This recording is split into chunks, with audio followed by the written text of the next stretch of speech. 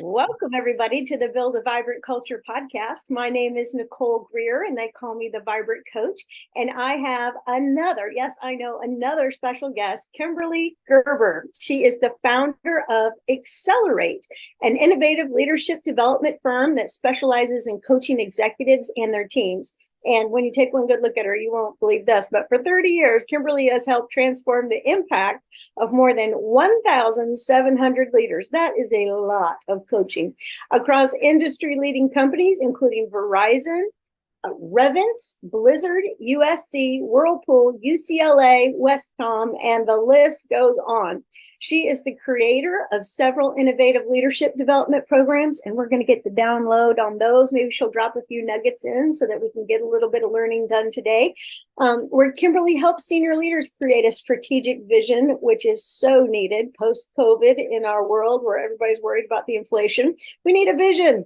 And she helps them build strong cultures, or dare I say it, vibrant cultures. She also elevates leadership presence and helps them finesse their communication to strengthen their impact on teams and organizations. So we have the mother load here today, Ms. Kimberly Gerber. Oh, thank you so much, Nicole. I'm really excited to be here. I love, your idea around a vibrant culture because I think that that's really what we're all seeking is places where we can feel and be energized and engaged and excited. So I just love it. Yeah. I was sitting in a seminar, I bet you're a seminar junkie too. Those who teach seminars are seminar junkies. That's what I know. And been to a few. I bet. And, because we can't get enough learning, that's right. But I was sitting in there and they were sharing a statistic that I think I've probably heard before, but is so true. It's all good to be reminded. It's like we spend 1/3 of our life at work. Yeah. I mean, it's just really simple math, right? And so, and to be in a culture where you're energized and what I like to call lit is so important. Yeah. And what I also realize is that people have so much untapped potential. Yeah, it's true. It's true. It's funny. You said 1/3 of their lives at work. And I know I work with a lot of executives and I guarantee that the part of their life that they're spending at work now, it might be 1/3 for the whole continuum, but right now it's more than half, right? It's 2/3 is what they're spending. And I thought about when I was young, very young, just starting out in my first corporate job, I thought, work was work and life was life, and you keep those two things separate. And, who cares like how you show up at work, just get the job done. But it did not take me very long to realize that work is life. And to have and to contribute to the positivity of the culture is essential. And to be a person who really understands that, just going to make you someone who's better and more successful at work and in life.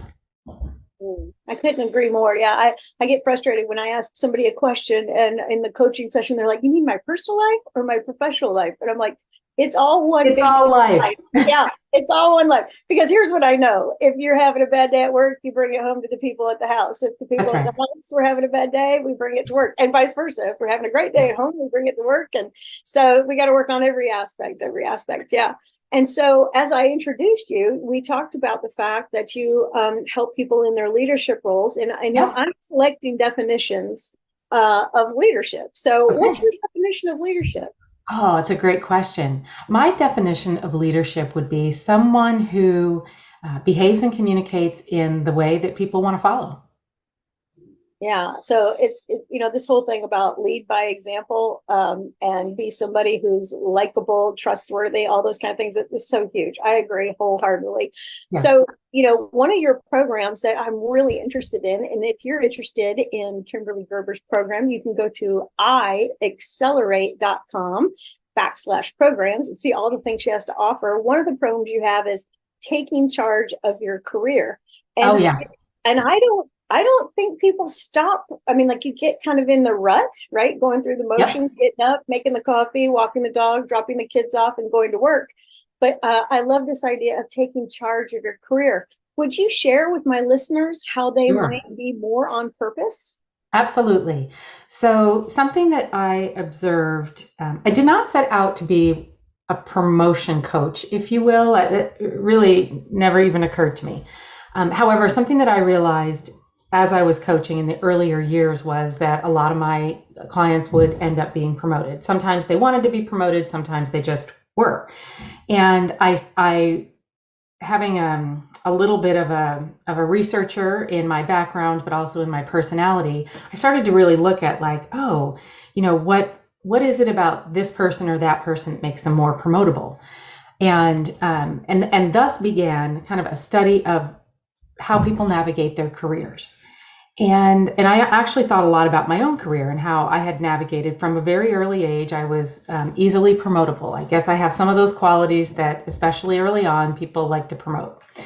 And what occurred to me from the groups of folks that were easily promotable versus others that may have been just as effective and hardworking but weren't getting the promotions was that it was assertiveness, was not an overly ambitious, which can be off-putting type of style, but people who really were like, I know what I want, I'm willing to do what it takes, and I'm just going to maintain, control, if you will, of my career. And I also observed a lot of things over the last, 20, 30 years, both as a leader and then as a coach, where careers are derailed, even by people who are getting promotions and they're happy about the promotions. There's a lot of places where careers can be really derailed. And going back to that thing that we talked about where work is life and life, affects work. If you don't have your hands, if you're not in control of your own career, you could end up in a place where you're desperately unhappy or worse, sick and imploding your own career because you got to a place you really hate. And so I've seen just across the board success stories, but I've also seen real train wrecks too. So this course was really all about helping people at any stage in their career. They could be starting out, their first job out of college, they could be mid-career, they could be senior, to really stop and say, who's driving my career? And can I drive it? Because working with leaders, middle managers, high potentials, all the way up the ranks, there's also a feeling in a lot of people that they don't really have control. That it's not, it's, if I want to stay in my company, which I love, then I'm just going to have to wait for my career. Or if I do all the right things, then I'll get picked for the next promotion. And that's just a myth. And it's a myth that a lot of people buy into. They don't feel like they're in control. So I created this program that really helps people kind of understand where they are. I have a tool that I created. It's called the Career Snapshot. And it's a point in time where, at any point in time, you could take it out. I encourage people to look at it at least once a year, but usually several times a year, to look at, where am I at today? What's the job I'm in today? What's the skills required? And what is the behavior required for that role? Which is a piece that people, and then they're doing their career planning and their visioning. It's so easy to think, this is what I want to be, when I grow up or when I get somewhere. And we do have that. That's part of the entire process. However, people forget to go backwards. Like, as they grow their career, what are the skills and what are the behaviors that need to be developed along the way? What are the ones that pair with every step in the process? And so there's the snapshot, which is a great starting point, helps people take a look at that. And if they're willing to be self-aware, they can say, okay, look, this is what is required today, and this is where I'm at, and these are my gaps. And then where do I want to go, not 5 years from now, but next? Where do I want to go next? And what are those skills? And what are those behaviors? And because the people that are willing to put their hands on the driving wheel, and in that program, I use a car and driving and traveling and journey as the metaphor. So people who are willing to put their hands, 10 and 2 and really take control of their career, they're willing to look at where they're at and where they need to go. And in that attitude and behavior and those less tangible skills, they're able to start moving in that direction more quickly. And because people are, it's easy to take a class, to get a skill, to learn in place, take on a project and learn something that intellectually how to do a job. But it's the leadership elements. It's the interpersonal relationship skills. It is the ability to network and to self-promote without being obnoxious or distasteful. It's all of those skills that people they don't tend very well unless they really understand where they want to go and they've taken the time to understand how to get there. The other thing that I really love to help people do is to do a little career latticing. And what I mean, we all know the term career ladder. It's step 1, step 2, we go up. We walk up. Well, a lattice has, go sideways as well, and can actually go down as well. And sometimes taking a step back to take a step forward is not a bad idea. But career, like doing laterals, is often an amazing way to build your career really fast. However, people tend to get egoic in the career decision-making process, and they're afraid to take laterals. They're afraid to take a step back, or they feel like a step back or a step sideways is akin to a failure. So in this program, I give lots of different examples of when it's a good time to do it, why it's a good time to do it, how to do it, to not, take a hit to your personal brand and how people are perceiving you. Because everyone wants that success glow all the time, but sometimes that gets in the way of really good career decisions. And if you have your hands on your own steering wheel and you make a confident decision, it's very liberating. It's very liberating not to have to feel like I'm on a hamster wheel, I'm competing with everybody all the time. And so I talk about that as a way to really stretch your skills, stretch your behavioral talents, if you will, and really show people what you're made of.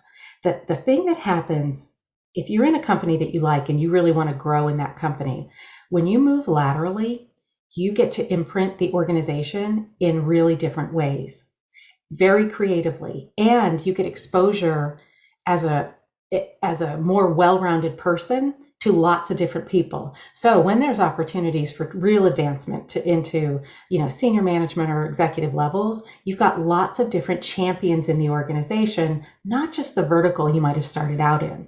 So that's one of the things I talk through as a way to really keep your hands on the wheel and to accelerate your career. The other thing is, my favorite way to grow a career is to create your own job within an organization. And that is something that is super fun, but people often don't think of. And this is, again, going back to people don't feel like they're in control of their own career. So they don't think that they can create a job. If you're in your mid-30s and you see all the people around you, it is the ladder. However, if you have a multiple ways that you have experience and talents, and you see a need in the organization that you can uniquely meet, I have seen and helped many, many dozens and dozens of people create their own job. And in that way, there is no competition, because it's a job for an N of one, and that one is you. So that is often a really fun way to advance your career. And there's lots of other best practices that I talk about in that program, because everyone, when you start with that snapshot, we're all at a different place. Yeah. And we all have different needs. I talk about 10 different ways to advance your career, and most people aren't thinking about them. But if they were thinking about where they were on their career journey, where they want to go ultimately, where they think they want to go anyway, and where they're at right now, they can start looking for different ways to drive their career forward. But I also talk about not driving too fast.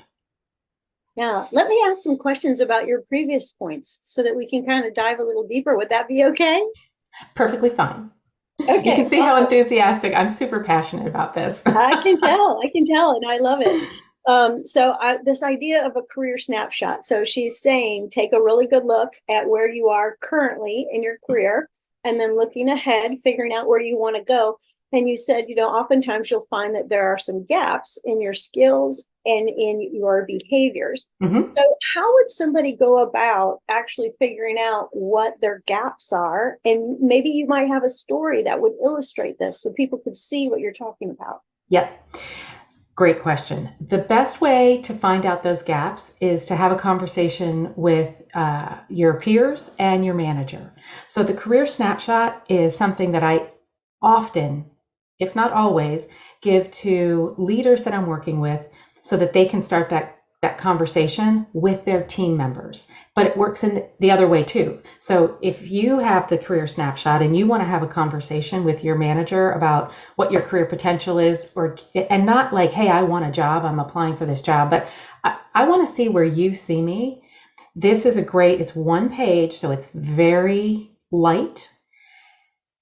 And you can say, give it to your manager and say, I'd love honest feedback. If you would take time to, write some thoughts down and then we can meet, then I'll come with it too. I'll share with you my thoughts. If you would share me yours, then it opens up a really great conversation. So whether a manager brings it to an associate or an associate brings it to a manager, it's just a really good tool that creates a safe space for conversation because there's a permission giving in there. And it's assessments. It's our assessments of other people's or our own skill set. But if that conversation is if both people want to have that conversation, then it creates opportunity for the gaps to be exposed. And it's a great mentoring opportunity for leaders, whether they initiate it or respond to it, because it's like, hey, if this is where you want to go, maybe you want to tell your associate, like, there are things that you're great at, but they will not get you where you want to go. So let's talk about where you want to go, and let's talk about those behaviors. Let's talk about those skill sets. And so, and what I love about the process, the tool, if you will, is that it's not part of a review. It's part of a dialogue, and something that I wish for more people was a little bit more easy to have in organizations. Managers tend to feel, or leaders tend to feel like, oh, if someone wants to talk to me about their career, they might be a flight risk. Well, that prevents a lot of healthy conversations from happening. So I know when I'm coaching with folks, I might say, they may say, oh, I want to be promoted. I want to make more money. Of course, life's expensive. We all want a little more money. But that's not the reason to push on an organization to get a promotion today. So if someone's bringing that to me, or if I see that they're kind of getting where they're like, they're just getting a little stuck where they're at, I bring out that same tool and I say, hey, let's have this conversation.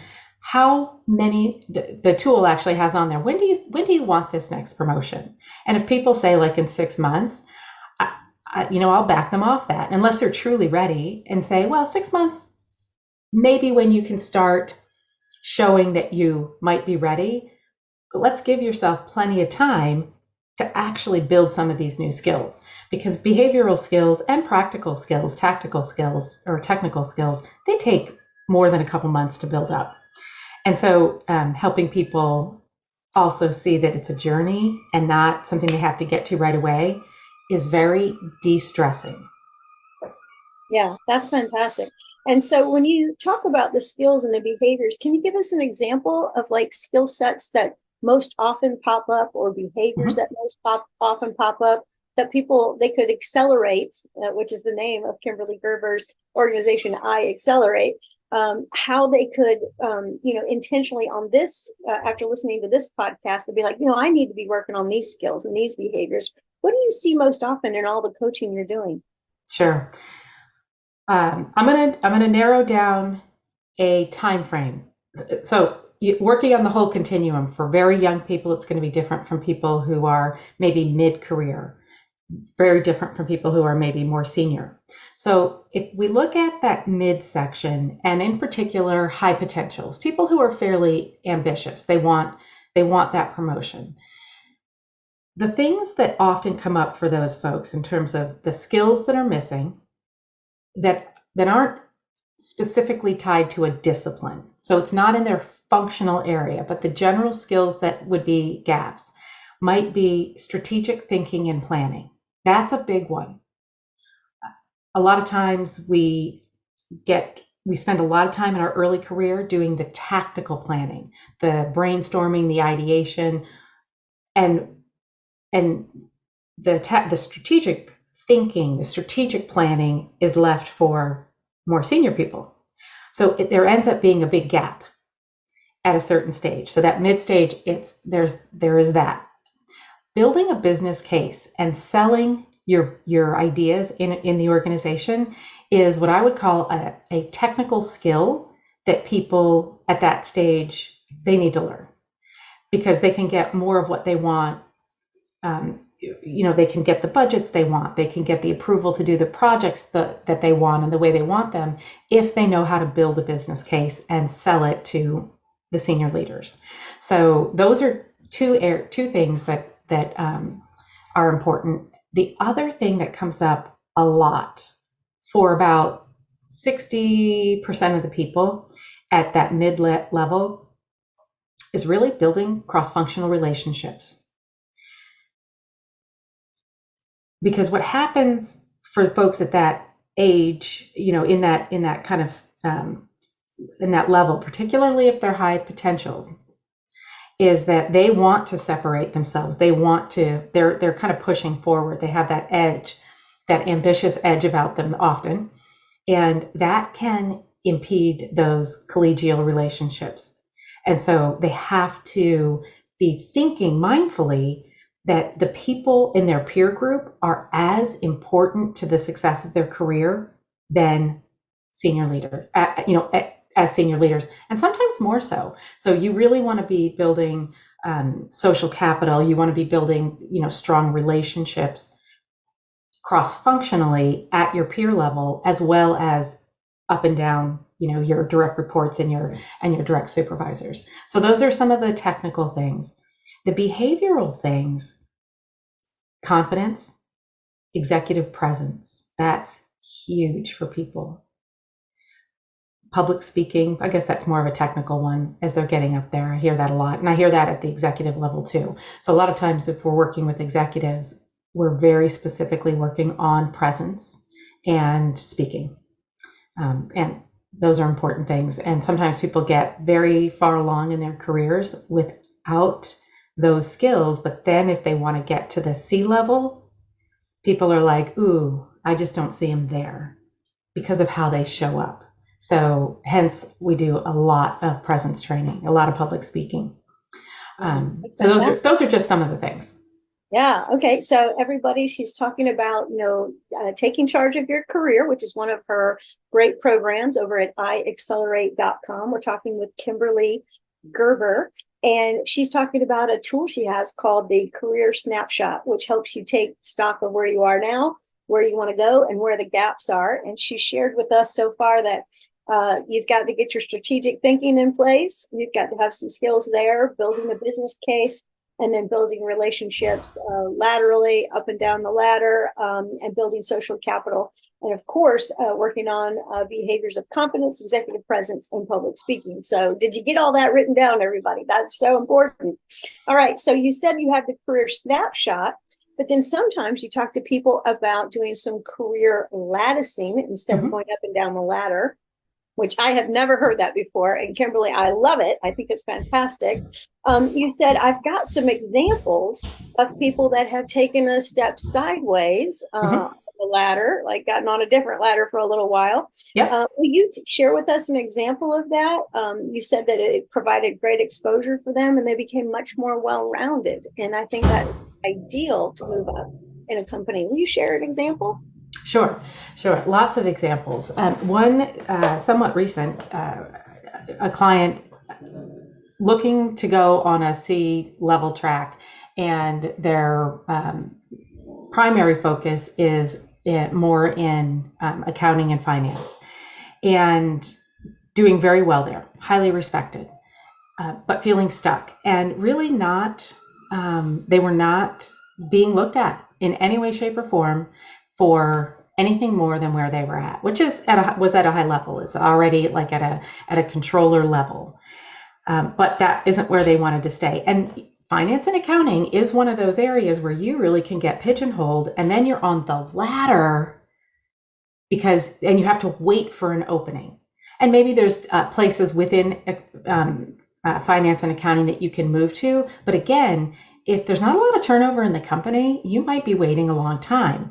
And this was an individual who just really did not have that kind of temperament. They really didn't want to wait. And when we're working with organizations, we're really always working first and foremost for the individual within the organization, but always with the goal to build and keep the talent in the organization if that can be managed.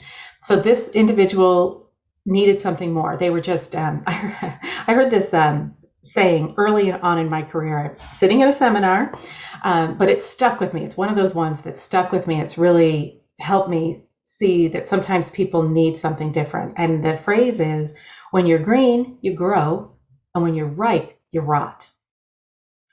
And it's true. When we are just to the point where we're learning in our careers, we're learning in our current role or in our job, there's a lot of enthusiasm, excitement, and we're growing and we're thriving and we're being vibrant. When we've been there too long, our attitude goes down, we're not engaged, our productivity goes down, and we haven't changed. We've just hit a different place. This person was in that rotting place. And so I suggested, have you thought about doing a sideways step into the organization? Very risky, right? You're going to move out of a career in finance into something else in the organization. In this case, it was operations. If you look at those two things, the talents used are very similar. So they took a step sideways into an operations role, which was a risk for the individual, it was a risk for the company too. However, this was a leader worth investing in, worth taking that risk. And they did really well. They applied the same great talents that they had in finance to operations. They actually started some quality and process improvement that otherwise wouldn't have been started. They had great results. And so later on, when a senior operations role came up that actually required some financial analysis and that required a lot of both of those skills, it was no question who was going to be ready for that role. And the only reason they were ready for that role and got that role is because they had made that lateral step. If they'd stayed in finance, the company probably would have gone outside and looked for someone who was more of a generalist operator with a lot of financial GM, general manager background. But they didn't need to because they actually had bred it right in their own organization. So that's an example of how the lattice works. That's fantastic. That is a great story. And, I think the thing too that's just resonating with me is like, we're never high enough on the ladder that we can't gain additional business acumen. Right. Like, go hang out with salespeople for a day. If that's not your thing, go hang out with the marketing people for a day. All of this helps you see how the whole organization works together. Oh, I love that. All right. So everybody, we have been talking with Kimberly Gerber. She is talking about one of her programs, which is called Taking Charge of Your Career. And I absolutely love this topic. You can find her over at iexcelerate.com. And she shared with us the idea of doing a career snapshot and then also considering a career latticing move. So these are two really cool concepts that will help you build a vibrant culture and build a vibrant career. Hello. So I have so enjoyed having you on the show, Kimberly.